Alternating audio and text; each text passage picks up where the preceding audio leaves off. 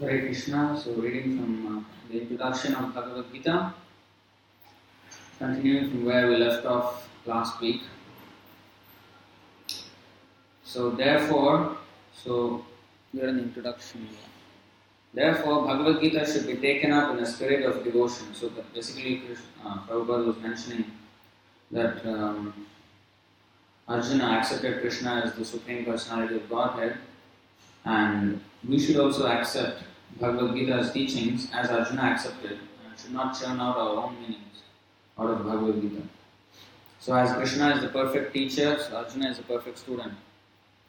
So just because Krishna is the perfect teacher, we should not take his teachings out of context and make our own commentaries. But unscrupulous people, thousands of them, they have written commentaries on Bhagavad-gītā which is not authorized. So we should steer clear from them if we really want to benefit from this Bhagavad-gītā.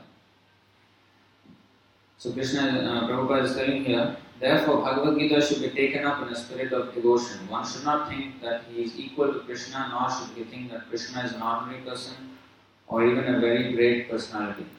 So we have read this last week as well.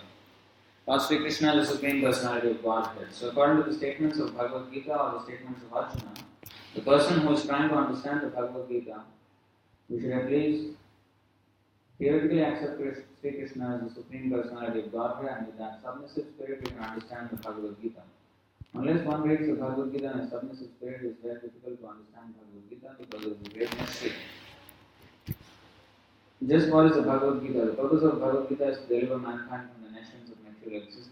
Every man is in difficulty in so many ways, as Arjuna was also in difficulty in having to fight the battle of Kurukshetra. Arjuna surrendered unto Sri Krishna, and consequently this Bhagavad-gītā was spoken. Not only Arjuna, but every one of us is full of anxieties because of this material existence. Our very existence is in the atmosphere of non-existence. Actually, we are not meant to be threatened by non-existence. Our existence is eternal, but somehow or other we are put into asat. Asat refers to that which does not exist. Out of so many human beings who are suffering, there are a few who are actually inquiring about their position as to what they are, why they are put into this awkward position, and so on. Unless one is awakened to this position of questioning his suffering, unless he realizes that he doesn't want suffering but rather wants to make a solution to all suffering, then one is not to be considered a perfect human being. Humanity begins when this sort of inquiry is awakened in one's mind. In the Brahma Sutra, this inquiry is called Brahma Jignasa. Athato Brahma Jignasa. Every activity of the human being is to be considered a failure unless he inquires about the nature of the Absolute. Therefore, those who begin to question why they are suffering or where they came from and where they shall go after death are proper students for understanding Bhagavad-gītā. A sincere student should also have a firm respect for the Supreme Personality of Godhead. Such a student was Arjuna. So until here we have read last week. So, you see how cleverly Krishna starts this point of this teachings of Bhagavad-gītā from the point where it is addressing our need. Because he just does not say directly that surrender unto me. Although he could have said that.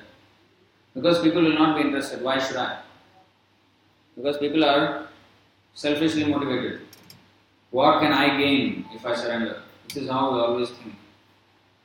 So therefore, he did not go to that point first. First he made this point clear that first of all you are suffering. Do you have a solution to this suffering? Because that actually strikes at the selfish interest. Because we all are interested in solving our own problems. We don't care whether we have to surrender to someone or not. I have a problem, I need to solve this. That's all we care. So Krishna started at that point. First of all, we are suffering. Why you are suffering? Then starts the knowledge of who am I. Oh, you are this, oh, you are the soul, you are not the body. So you think you are the body, this is why you are suffering. So then it starts. Oh, if I am not the body, then who am I? Then I am the soul. Oh, soul, what is the nature of the soul? Like yesterday, Subala Prabhu, he shared with me one video on Facebook. We were talking about Oh, I did not tell that to you. But they are, in the book called Easy Journey to Other Planets, Srila Prabhupada has mentioned, actually he quoted a newspaper article that the scientists, that was in 1962 or 63 he wrote that book. So he was quoting a newspaper article saying that the scientists have discovered a particle called antimatter. So basically their understanding of antimatter is that the electrons and protons or neutrons, whatever, they revolve in one direction, maybe say clockwise. Antimatter is substance in which the atoms, the nuclear, the neutrons, the protons, they turn the other way, opposite direction. They call that antimatter. But of course, Prabhupada took it to a different level. He just congratulated the scientists superficially in that book. If you see the first chapter, you should all read that book, Easy Journey to Other Planets. So he actually congratulated the scientists that they are discovering something about antimatter, because everything they are always used to is matter, materialistic.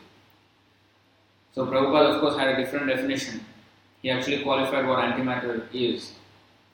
Prabhupada said antimatter means the scientists, what you have actually said antimatter, that is just another feature of matter only.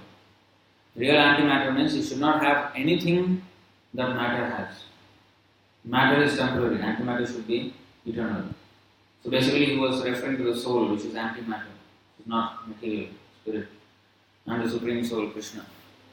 So he took that article to a different dimension, and he was explaining this whole science of devotional service and language that the scientists could understand. And yesterday I saw this video where they were explaining what is possible if we can have antimatter in our possession. They say antimatter, is the same old definition of antimatter with the opposite direction of revolving of neutrons and protons, whatever. So that, by that definition, they say that antimatter is so valuable that 1 gram of antimatter costs $6.25 trillion. 1 gram. The longest they have been able to keep antimatter, 1 gram, was for 17 minutes. So, and if 1 gram of antimatter, if it is they say, this is there. If it collides with anything material, the explosion will be bigger than the Hiroshima and Nagasaki. This 1 gram, far bigger. If a bullet of antimatter was to hit some building, the whole building will be blown up. Big building, skyscraper. So this is their understanding. So if they say, even if taking the definition of antimatter to be a material thing only, because in our view that is still material. So if that can be $6.25 trillion, then real antimatter, the spirit soul, how much more valuable it is. That's why when the Bible says, what profiteth the man who gains the whole world but loses his eternal soul? What is the profit? So the real profit is when we actually regain that antimatter, that atom of antimatter. 1 atom is so powerful, as we have discussed before. This one body is powered by that 1 atom of spirit, which is Keshagra Shatabhagasya Shatatha Kalpitasya. 1/10,000th the tip of the hair. That size, a small particle is powering this entire body, whether it be a human body, whether it be an ant's body, or whether it be an elephant's body, or a blue whale's body, or there are other fish which are even bigger, like the Timingala, which is not found on this planet. The Timingala can gobble up a blue whale just like as if it's a small insect. So that big fish, Timingala, is there. So even in that body also, the same small spark, same small spiritual atom. So how much powerful it is. And the gigantic trees with roots, the network of the roots spreading kilometers wide in the forests. So such and height reaching, how many hundreds of meters. Even that tree is having one small spiritual atom which is powering the whole thing. So, real human life is to actually find that. We have lost that valuable treasure, the soul. We have lost ourselves. So we are concerned with matter. So real treasure means the soul, and to come to that platform of understanding what the soul is. So if we don't start inquiring, then our whole life is a failure. And that inquiry will not come unless there is some inconvenience. And that is exactly what happens in the material world. It is always inconvenient. There are so many distresses, adhyatmika, adhibhautika, adhidhaivik, and also janma, mrityu, jara, vyadhi. So these things are always there. So this makes the soul, the sincere soul, question as to why these things happen. So that's when the inquiry starts, and then if the person is fortunate enough, then he will come to the answer.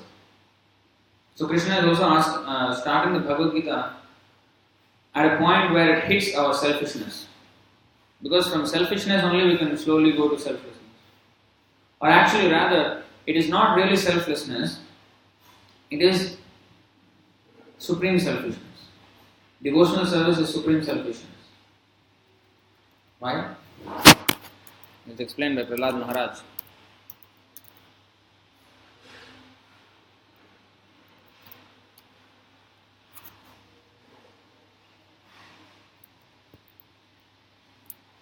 See this?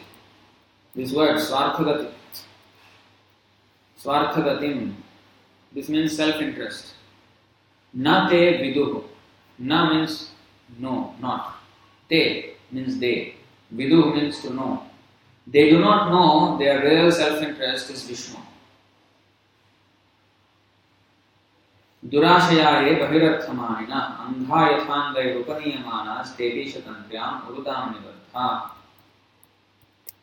Persons who are strongly entrapped by the consciousness of enjoying material life and who have therefore accepted as their leader or guru a similar blind man attached to external sense objects cannot understand that the goal of life is to return home back to Godhead and engage in the service of Lord Vishnu. As blind men guided by another blind man miss the right path and fall into a ditch, materially attached men led by another materially attached man are bound by the ropes of fruitive labor which are made of very strong cords, and they continue again and again in materialistic life suffering the threefold miseries. You see that? So Swarthagati means self-interest. The ultimate goal of life, or the self-interest. So, the soul is the core of this body, but the Paramatma is the soul of all souls. He is the self of the self, Prananath. He is the Lord of our life. So, when we understand that the Supreme Lord is the soul of our soul, then we will be interested in our real self-interest, the Supreme Self. We will be interested in the Supreme Self. Therefore, it is called Supreme Self-interest. So, now we are not in knowledge, but when we come to knowledge, real knowledge, then this is what will happen. One will be interested in the Supreme Self.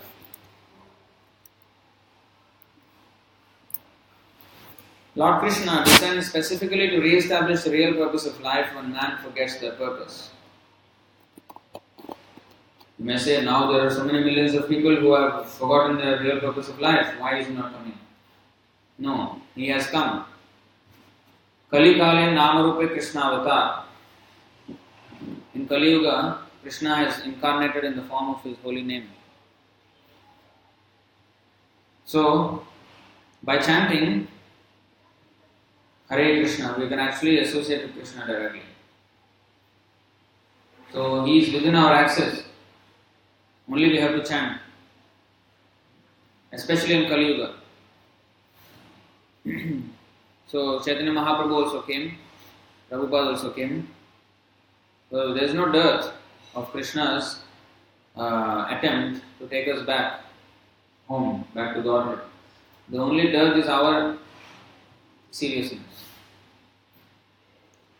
So, Krishna descends specifically to re-establish the real purpose of life, and man forgets that purpose. Even then, out of many, many human beings who awaken, there may be one who actually enters the spirit of understanding his position, and for him this Bhagavad-gītā is spoken. So, instruction should be given to a person who is inquisitive. Who is not inquisitive, what we can do? We instruct also, he will not be interested. He will.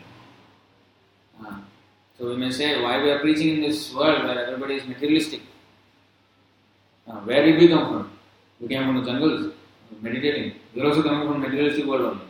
There will be some people who are searching. So our business is to just sow the seeds. Where the land is fertile, it will sprout. So where the land is not fertile, never mind. At least the seed is sown. When the conditions become more favorable, it will sprout also. Because whatever we little, even if they come, like Prabhupada said, even if they are not interested, just force the Harinam into their ears. Say Hare Krishna. Just a few days ago, I think he was there at the food table.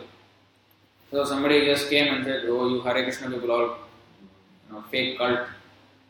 By just saying like that, Hare Krishna, he is getting benefit. So just whether they hate us or whether they like us, they should not forget us. That's our business. Either by making them interested or by making them irritated, we should make sure that they remember Hare Krishna. That's all. So that will actually start their journey. So we should not be very much concerned, or we should, like sometimes we think that, we should maybe change our style of presentation. No, it's not that. What is to change? That's why our Bhagavad-gītā, Prabhupada said, Bhagavad-gītā as it is. No change. You like it to take it, otherwise even then you will benefit. But we are not going to change. It is not that our style of presentation must change. It is because the person is not purified enough, they have no inclination. They get irritated with the word God itself. It's a God, this is something. Actually, I was end of last week, I saw that article where, Stephen Hawking? He's like, after Einstein, he's like the next so-called genius physicist, mathematician. So he gave a prediction that the world is going to, this earth is going to be engulfed and it will explode into a ball of flame in the year 2600. Says man's, usage of electricity and the population will be so crowded by then that the whole thing will just burst up. The energy is so intense that it just bursts up into a ball of flames. So before 2600, we have to find some other place where we can, some residence, other planet, inhabitation. So what his plan was, we should go to the nearest star, Alpha Centauri, which is like 4.2 light years away from Earth. And maybe near that star there should be a planet like Earth where we should be able to inhabit. And by our spacecraft, by our current technology of spacecraft, it will take 30,000 years to reach there. So they say they have created one nanocraft. I don't know how people actually come to believe this. The guy, actually another guy who was presenting, it was hilarious to me. For me it was very hilarious. So he took out something from his pocket. So this is the spacecraft that will go to the Alpha Centauri. And it was a circuit board, green color circuit board with some chips there. And he said this has all the cameras, communication systems, everything. to take to go to Alpha Centauri and send us signals from there, what pictures it took, what sound, what anything, any information, send it back to Earth. And how is it going to go there? So from they're making some what? Light sails, like a wind sailboat. It moves with the wind. It hits the sail and then it moves. So they have a light sail. Throw a beam of light, laser, and then this will go. And whatever it is, they say it will go at 20% the speed of light. So in 20 years' time, it should reach Alpha Centauri and send us signals. 4.2 light years away, so to send signals by light beam. So 24 years later, we should have some information about Alpha Centauri. And it's $100 million project. See, what they're trying to do, and after why I'm telling this is because when I saw that, it was very stupid for me. Any devotee will see that, it's like stupidity. But I was thinking, maybe I should give a copy of this Easy Journey to Other Planets book to this Stephen Hawking. So I was trying to search out how to contact this guy. He's from the Cambridge University, so I was thinking of contacting the Cambridge University to send him a copy of this.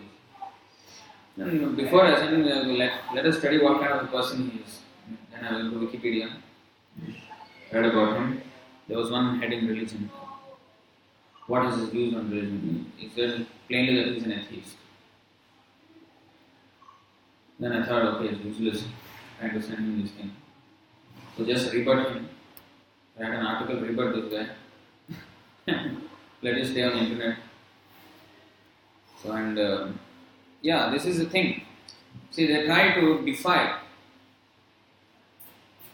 So, but Einstein, when I was before I joined up as a devotee, I was very much intrigued by Einstein. So he accepted Bhagavad-gītā. He accepted the presence of God, Creator. So I was thinking he was also something else, but he did not turn out to be like that. So this is the foolishness. So-called intelligent person. But where is intelligence?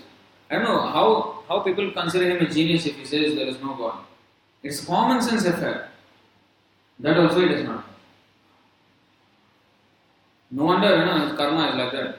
He has to be, And after this life, he is finished. Darkest region of hell. So, see, even then, out of many human beings who awaken, there may be one who actually enters into the spirit of understanding his position, and for him this Bhagavad-gītā is spoken.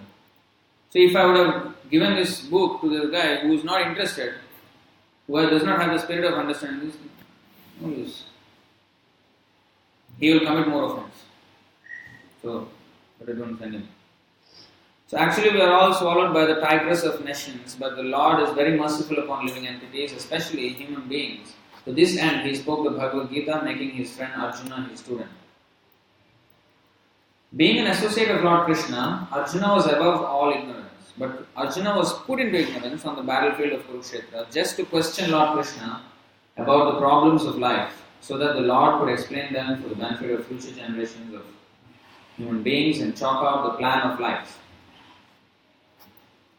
Krishna Surya Sama, he is like the sun, and Maya Andhakar, like darkness. Maya is like darkness. What is that? Jaham Krishna tahan nahi Maya radhika. So wherever there is Krishna, there cannot be, wherever there is sun, there cannot be darkness. Wherever there is Krishna, there cannot be Maya. So if Arjuna is always with Krishna, so where is the question of his being in Maya? How come he is bewildered and So this was Krishna's plan. That he made him like that, so that he can discuss with him the Bhagavad-gītā and we can discuss today and for generations to come. So, chalk out the plan of life. Not that we make a 5-year, 10-year, 20-year plans to build our house, this is not. Any moment it can all break. There is a Bengali poem, Prabhupada quotes that, saying, I built a beautiful house. The one poet is writing like this. I built a beautiful house for my happiness, and all of a sudden there was a great fire and everything was consumed. Now I have nothing. See, so that is exactly what will happen in this material world. That's why in morning, first words we sing is Samsara Davanala Lita Loka. Davanal means forest fire. Nobody goes and sets fire in the forest. It will happen by its own. Of course, in Indonesia you will have people setting fire in the forest. Otherwise, forest fire means it happens just by the dry bamboo striking each other in the big winds, and that's when the spark happens, and then the dry bamboo immediately catches the fire, and then the fire starts raging fire. And no amount of fire extinguishers can extinguish that fire. The only way it can be extinguished is if there is a heavy downpour of water. So samsara davana lita loka pranaya karunya dhana ghanatvam. So spiritual master is like that cloud of water. And raptasya kalyana gunarnavasya vande guru sri charanarvindam. Gunarnavasya. So just like the cloud gets from the ocean, the water. Similarly, Krishna carries the mercy of Krishna. The spiritual master carries the mercy of Krishna. Like, Karna Sindhu is like the ocean of mercy. So the spiritual master takes mercy from there like a cloud and pours it over the forest fire of material existence. So this is the real plan in life. That is very painful. So how to get out from here? That should be the plan of life. Then man could act accordingly and perfect the mission of human life. The subject of the Bhagavad-gītā entails the comprehension of 5 basic truths. So there are 5 topics that are discussed in Bhagavad-gītā. First of all, the science of God is explained, and then the constitutional position of the living entities, jivas. First thing about God. Second thing about the jivas, we, the souls. There is Ishvara, which means the controller, and there are jivas, the living entities which are controlled. If a living entity says that he is not controlled but that he is free, then he is insane. The living being is controlled in every respect, at least in his conditioned life. So in the Bhagavad-gītā, the subject matter deals with the Ishvara, the supreme controller, and the jivas, the controlled living entities. Prakriti, material nature, and time, the duration of existence of the whole universe or the manifestation of material nature, and karma, activity, are also discussed. So these are the 5 topics. The Supreme Lord, the living entity, the material nature, time, and karma, fruitive activity. These 5 things are discussed in Bhagavad-gītā. The cosmic manifestation is full of different activities. All living entities are engaged in different activities. From Bhagavad-gītā we must learn what God is, what the living entities are, what Prakriti is. Prakriti means nature, material nature. What the cosmic manifestation is, how it is controlled by time, and what the activities of the living entities are.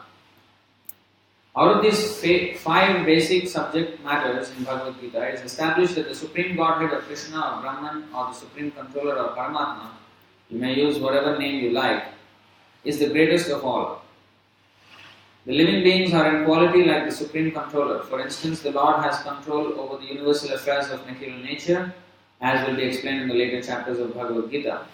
Material nature is not independent. She is acting under the directions of the Supreme Lord. As Lord Krishna says, Maya Dhakshena Prakriti Suyate Sacharacharam. This is from the 9th chapter, 10th verse of Bhagavad-gītā. It means this material nature is working under my direction. When we see wonderful things happening in the cosmic nature, we should know that behind this cosmic manifestation there is a controller. Nothing could be manifested without being controlled. It is childish not to consider the controller. See this big scientist. It's childish, foolish to consider there is no controller. In fact, he wrote one book. What is that? I don't remember the title. So he basically is saying, all this order, does it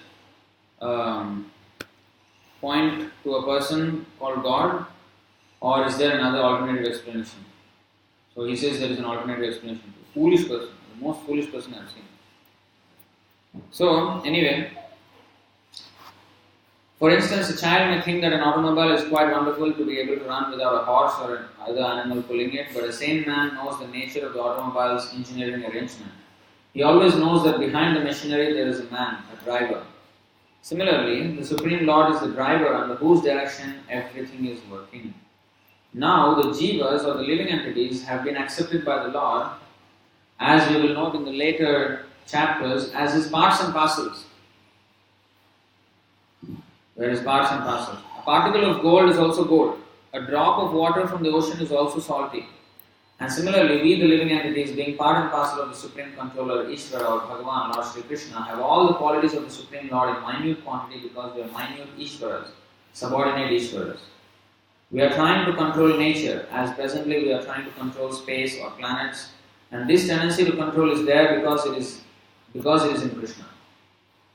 But although we have a tendency to lord it over material nature, we should know that we are not the Supreme Controller. This is explained in Bhagavad-gītā. So that is the difference between the Lord, the Ishvara and the Jivas. Then the material nature. What is material nature? This is also explained in Gita as inferior Prakriti, inferior nature. The living entity is explained as a superior Prakriti. Prakriti is always under control, whether inferior or superior. Prakriti is female and she is controlled by the Lord just as the activities of a wife are controlled by the husband. Prakriti is always subordinate, predominated by the Lord, who is the predominator. The living entities and material nature are both predominated, controlled by the Supreme Lord. According to the Gita, the living entities, although parts and parcels of the Supreme Lord, are to be considered Prakriti. This is clearly mentioned in the 7th chapter of Bhagavad-gītā. Aparayam itastvanyam prakritim vidhyame param jiva bhutam. This material nature is my inferior Prakriti, but beyond this is another Prakriti, jiva bhutam, the living entity. Material nature itself is constituted by 3 qualities. The mode of goodness, the mode of passion and the mode of ignorance. See? The third subject, material nature, is breaking down into 3 modes, goodness, passion and ignorance. Above these modes, there is eternal time.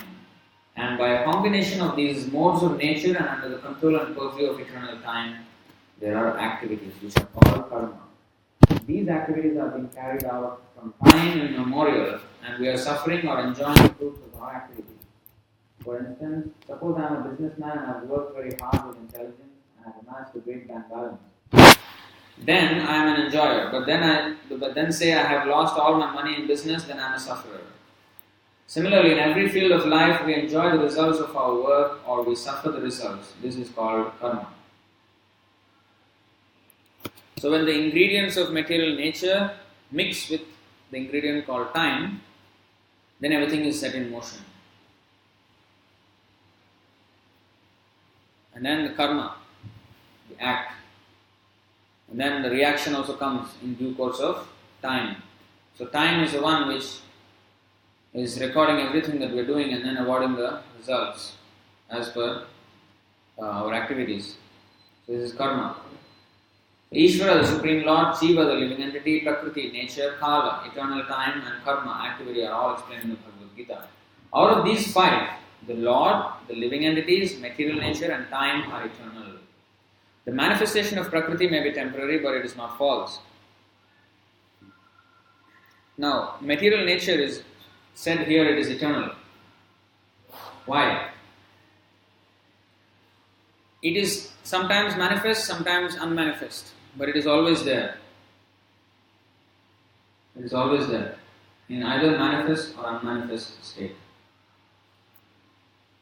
And it is the creation and annihilation is going on eternally. Yeah? The manifestation of Prakriti may be temporary, but it is not false. Some philosophers say that manifestation of material nature is false, but according to the philosophy of Bhagavad-gītā or according to the philosophy of the Vaishnavas, this is not so. So the Mayavadis, they say, Brahma Satya, Jagam Mithya. So the spirit is eternal, but Jagan, this, what is that? World, this material world, is mithya, is false. But no, what is temporary is not false. See? Because while it is there, we can make use of it. So how it can be false?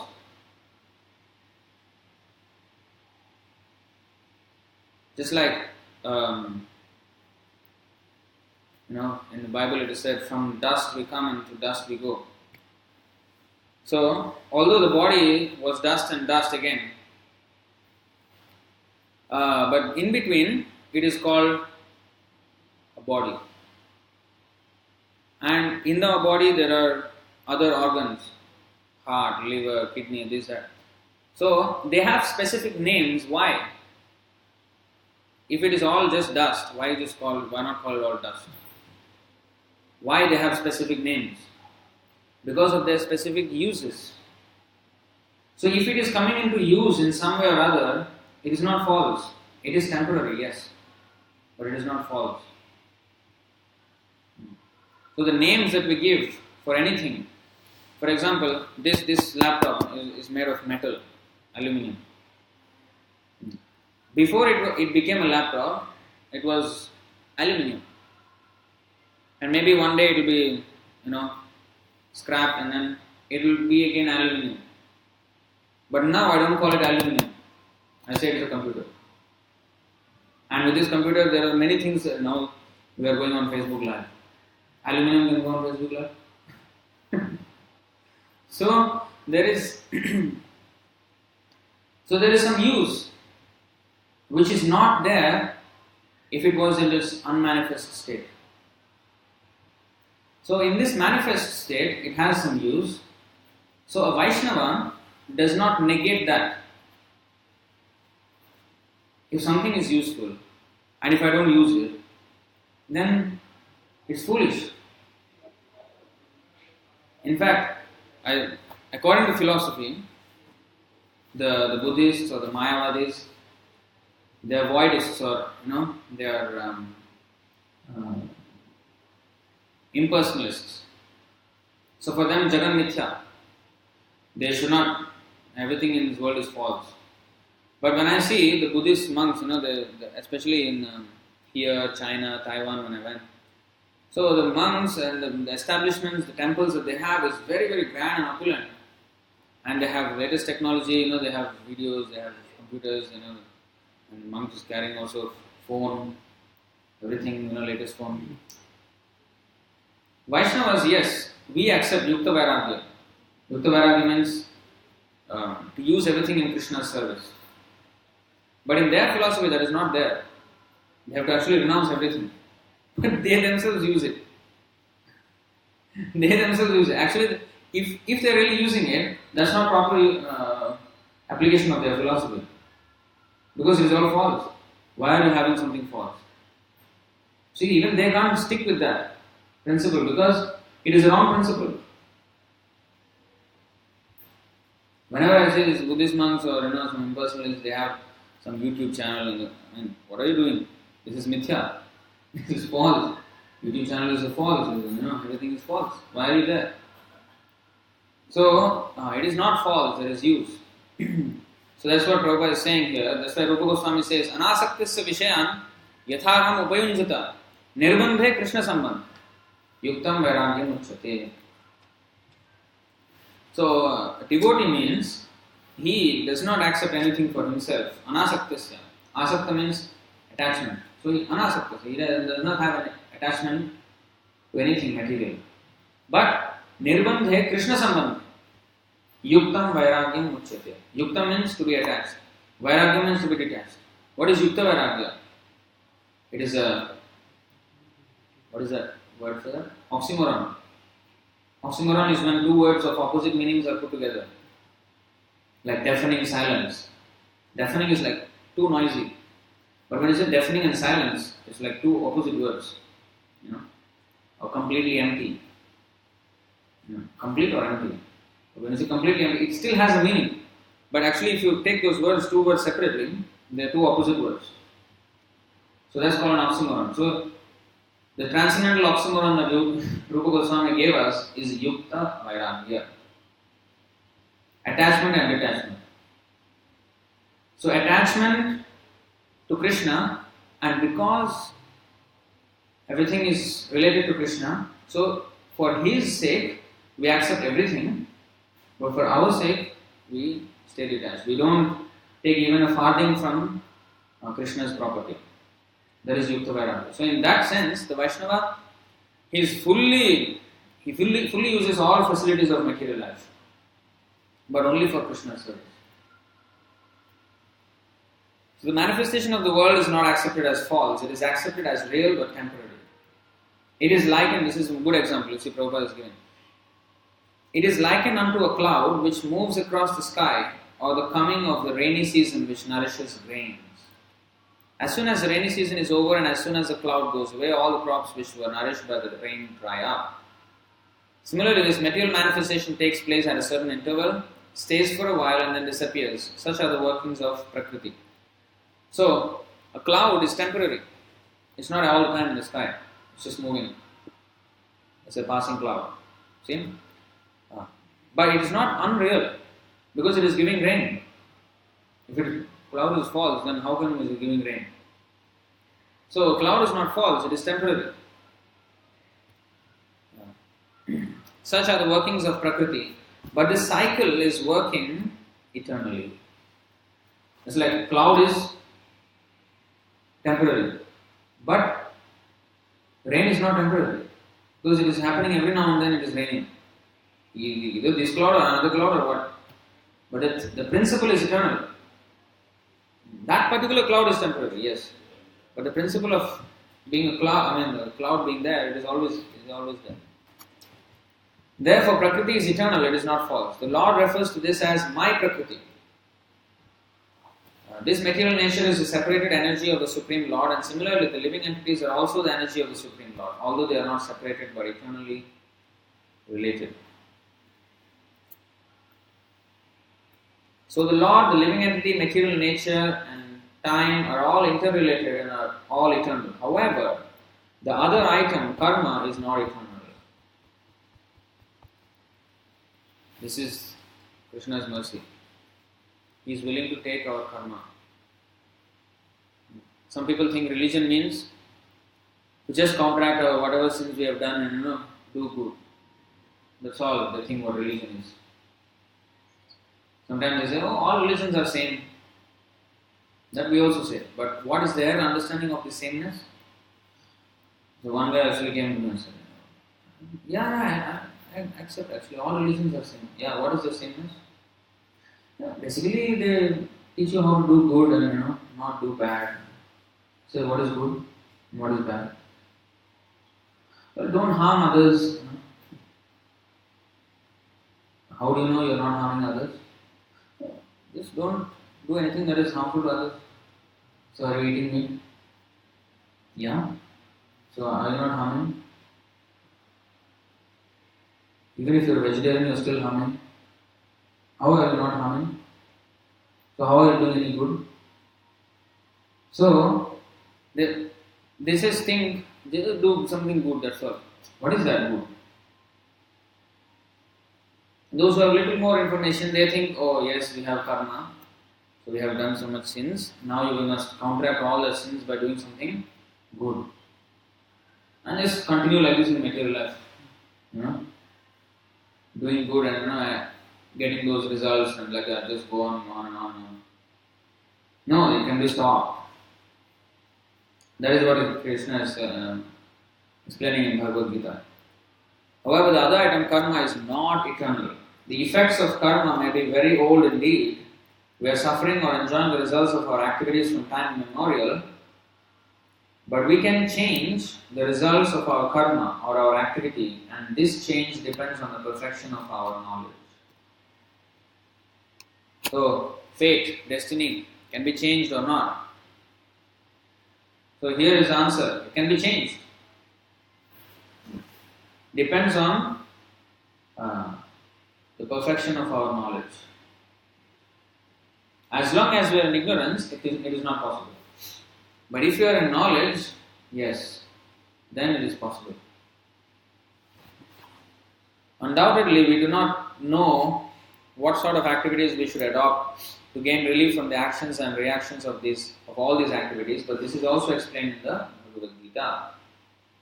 The position of Ishvara, the Supreme Lord, is that of Supreme Consciousness. The Jivas, or the living entities, being parts and parcels of the Supreme Lord, are also conscious.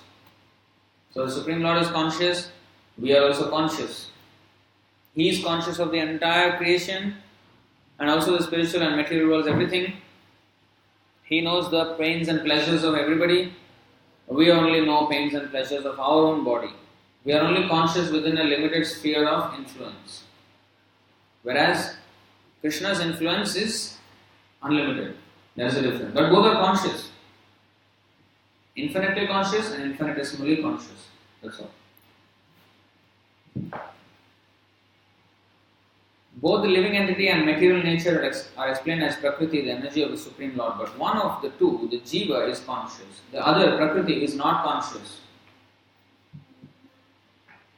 That is the difference. Therefore, the Jiva Prakriti is called superior because the Jiva has consciousness which is similar to the Lord's. The Lord's is supreme consciousness, however, and one should not claim that the Jiva, the eternal, the living entity, is also supremely conscious. The living being cannot be supremely conscious at any stage of his perfection, and the theory that he can be so is a misleading theory. Conscious he may be, but he is not perfectly or supremely conscious. This is why we are thrown into the material world. Why?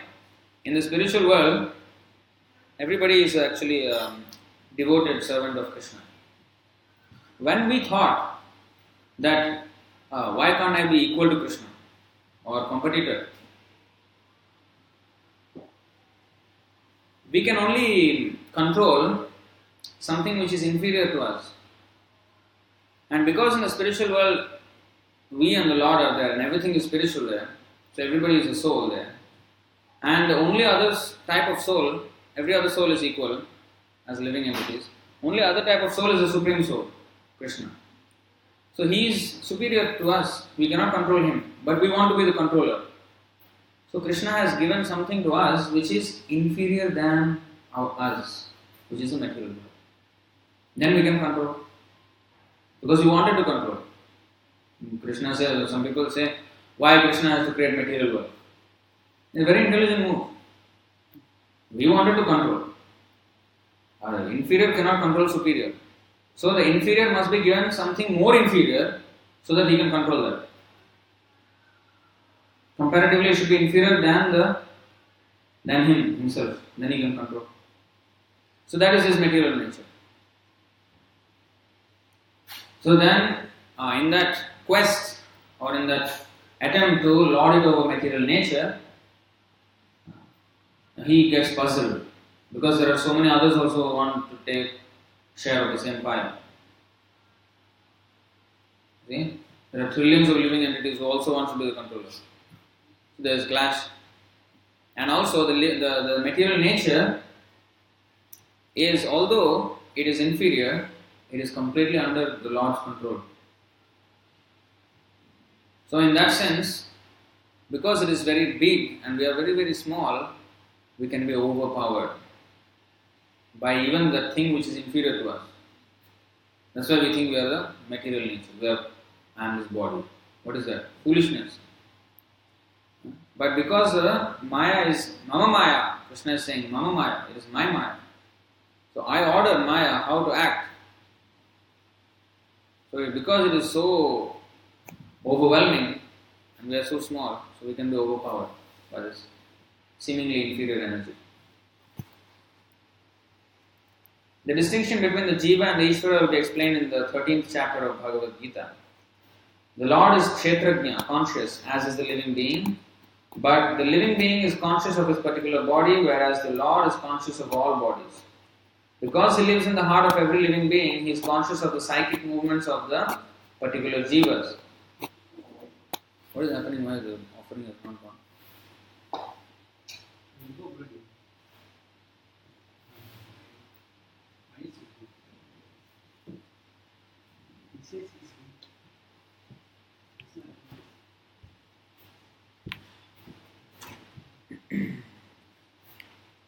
So because he lives in the heart of every living being, he is conscious of the psychic movements of the particular jiva.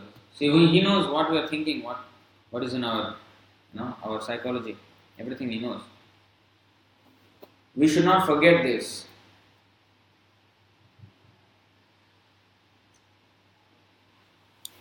Our state law only punishes us for the manifest actions. When you do something wrong, then you will get punished. When you think something wrong, nobody even knows. The state law cannot detect. So unless you think something wrong and think about it very intensely, you will not actually cross the line and actually do it. So the state law is it is also necessary. It is not that it is not necessary. So that is also called the law book of the country. It is also called Shastra. Shastra means, it comes from the root word shasan. Shasan means to chastise. And Shastra means something which controls. Or Shasan means to chastise or to control. So Shastra is something which will control the activities of a person. So the law controls our actions. You see? And there is Shastra.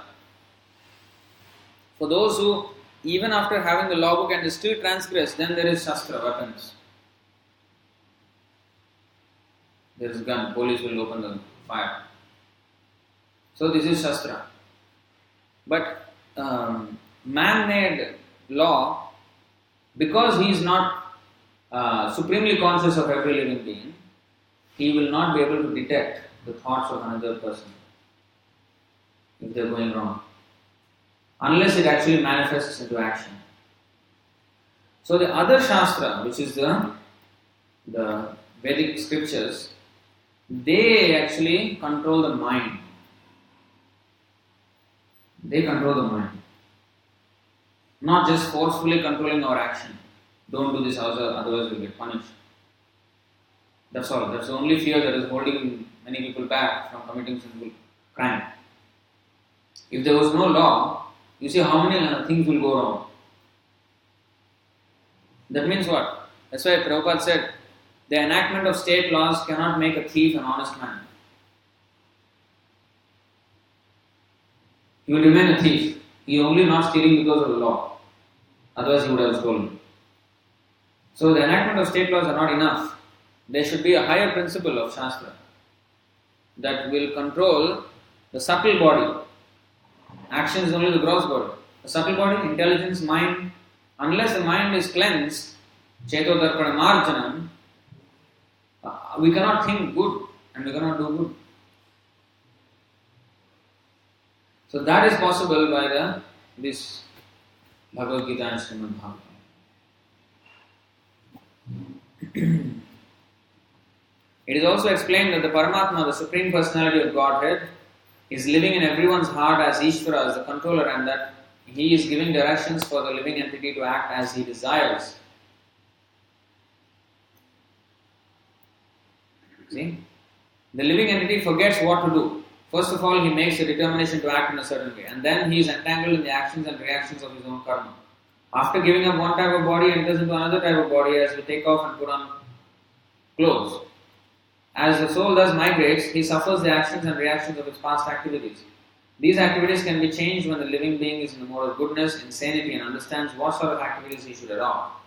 If he does so, then all the actions and reactions of his past activities can be changed. Consequently, karma is not eternal. Therefore, we stated that of the 5 items, Ishvara, Jiva, Prakriti, time, and karma, 4 are eternal, whereas karma is not eternal. The Supreme Conscious Ishvara is similar to the living entity in this way. Both the consciousness of the Lord and that of the living entity are transcendental. It is not that consciousness is generated by the association of matter. Matter coming together cannot produce consciousness. Our body is full of chemicals. If you go to the chemical laboratory, there is no love story there and there is no war. Because there is no consciousness. If we are just a product of chemicals, then it's just a chemical laboratory. This world is a chemical laboratory. And why there is war? Why there is love? It is not a product of chemicals. It is not a product of matter. The consciousness is something else, transcendental. It is not that consciousness is generated by the association of matter. That is a mistaken idea. The theory that consciousness develops under certain circumstances of material combination is not accepted in the Bhagavad-gītā. Prabhupada always quotes this incident where one scientist, he got a Nobel Prize. maybe some of you have heard that lecture. I think many times Prabhupada mentioned this in his lectures and conversations. That Prabhupada has a PhD disciple, Swarup Damodar. So, Swarup Damodar Prabhu, he's taken sannyas, Swarup Damodar Goswami. So, he was a scientist, PhD in chemistry, and he became a disciple of Prabhupada. So, there was this person who got Nobel Prize for his theory that life is a combination of chemicals. He got Nobel Prize for that. So foolish it is. So anyway, he came to this university where this disciple also was working at that time. So he gave also a speech because he was going on world tour, giving his speeches about his theory. And he gave his speech.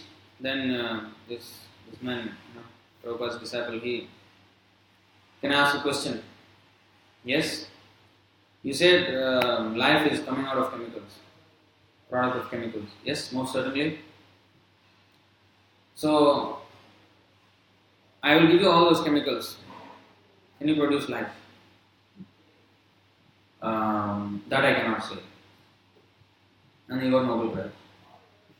Even by the basic definition of science, he is not even a scientist. Because science, by their own definition, is observation and experimentation. The acquirement of knowledge through observation and experimentation is science. He has observed something and he has come up with a theory. But did he experiment it? If he says life comes from chemical, he should actually do an experiment, mixing chemicals and producing life. So by his own definition, he did not even meet the criteria. So how is he a scientist and how he got Nobel Prize for it? He's not even fit to be a secondary school scientist. In the chemical laboratory, we go and the teacher shows us, mix this and mix this, some color changes. He's not even fit to be there. He did not do even that experiment. And he came up with a theory and he got Nobel Prize. Because why? People are not trained to be Brahmanas. They are not trained to be thinkers. They are trained to just follow.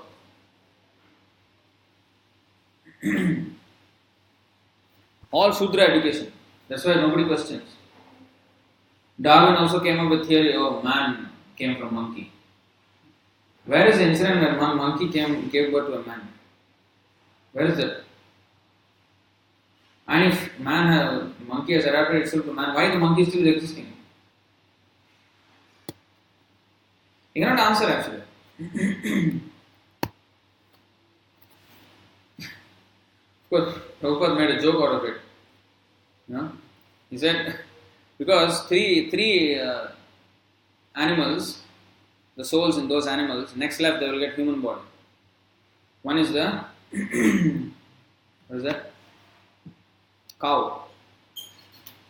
The cow, that soul in the cow's body, next life he will got human body in the mode of goodness. The lion, soul in the lion's body, next life he will become a human in the mode of passion. And the monkey, next life he will become a human in the mode of ignorance.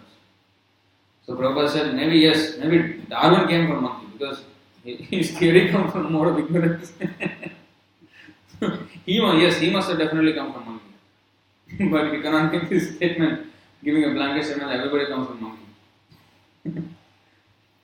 So, consciousness may be pervertedly reflected by the covering of material circumstances, just as light reflected through colored glass may appear to be a certain color, but the consciousness of the Lord is not materially affected. So you pass light from a colored glass, it will look as colored light. So actually the light is not colored, but it's coming from the glass, so it's perceived like that. And similarly, the soul, we say, this person is good, this person is fat, this person is thin, this person is tall, this person is... we give all these material descriptions of a person. That is seeing the person through the colored glass of this material body. So we attribute, this person has this. Actually the soul does not have all these things. But because the body has, so we think the soul also has. It exhibits those. So that's how the living entity becomes trapped in the material body. But the Lord does not get, what is that? He is not affected by the material nature. We will stop around here. Just finish this paragraph. Lord Krishna says, Maya Dakshina Prakriti. When he descends into the material universe, his consciousness is not materially affected. If he was so affected, he would be unfit to speak on transcendental matters as he does in the Bhagavad-gītā. One cannot say anything about the transcendental world without being free from materially contaminated consciousness. So the Lord is not materially contaminated. Our consciousness at the present moment, however, is materially contaminated. The Bhagavad-gītā teaches that we have to purify this materially contaminated consciousness. In pure consciousness, our actions will be dovetailed to the will of the Ishvara, and that will make us happy. It is not that we have to cease all activities. Rather, our activities are to be purified, and purified activities are called bhakti. So, the Lord is not under the material nature. We are under the material nature. So, this is an important distinction because the Mayavadis, they say, we are one with God. Especially after liberation, we will become one with God. So, if we are one with God, then how am I separated from God now? And if I am as powerful as God, why am I under the material nature now? If I am supremely powerful, then how come I have been subjugated by this material nature? God means he is always powerful, not that he became God now after liberation. Before he was rubbish, now he became God. How can that be? God is for eternally, he is not under this material world, and eternally he is the controller of material world. So there is always this distinction. We can never be one with him. Only in quality, not in quantity. So and then now Prabhupada is saying activities in bhakti appear to be like ordinary activities, but they are not contaminated. So just as we said, we use everything that the materialist uses. But for Krishna, so they may appear like ordinary activities, but they are not. They are not contaminated. An ignorant person may see that a devotee is acting or working like an ordinary man, but such a person with a poor fund of knowledge does not know that the activities of the devotee or of the Lord are not contaminated by impure consciousness or matter. They are transcendental to the three modes of nature. We should know, however, that at this point our consciousness is contaminated. So now we have we are contaminated, we have to get purified. So that is when we accept our position objectively, then we can start to work on it. But if I think I am okay, I am fine, I am this and that, when I am not inquisitive, and when I am not even inquiring about my own sufferings, why am I suffering, then I have not even started human life. That's why Sanatana Goswami, when he came to Chaitanya Mahaprabhu first, he said, Ke ami, ke no more jare tapatroy. He said, who am I? And why am I suffering the threefold miseries of material existence? So that is a proper qualification of a prospective disciple who is serious about understanding this. Who is not serious, he does not need Guru. Guru is not a fashion. Oh, I also have Guru. What is the Guru telling you? Oh, be good. Just show his hand like this. Give some blessing. You become prosperous. You become rich. And this is not Guru. It is fashion. Guru means like this. What is this? Prabhupada ever used a picture like this? What is that? What is this? Simply put like this and become Guru. Do whatever nonsense you want and I will bless you. That is not Guru. Guru means he says you are doing nonsense. Stop it. That is Guru. So, stop here. Any questions or comments on this topic?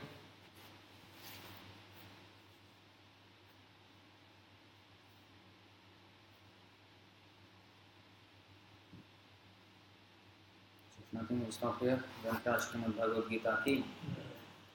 Srila Prabhupada ki.